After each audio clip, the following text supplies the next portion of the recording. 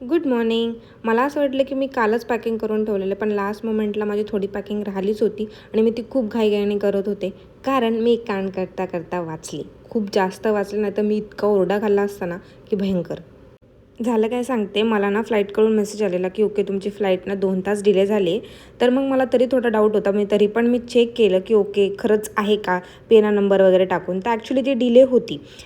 आता flight delay म्हटल्यावर मग मी थोडा टाईमपासच करत बसलेले आणि पुन्हा एक मला मेसेज आला की ओके तुमचं boarding gate will be this and you have to arrive before 25 minutes prior and all. आणि नंतर मग मी वरचा मेसेज बघितला की ओके की माझी फ्लाईट डिले आहे आणि तिथे डेट मेन्शन केलेली होती की ओके की ही या डेटची तुमची फ्लाईट डिले आहे, म्हणजे माझी रिटर्नची जी फ्लाईट होती ती डिले झाली होती.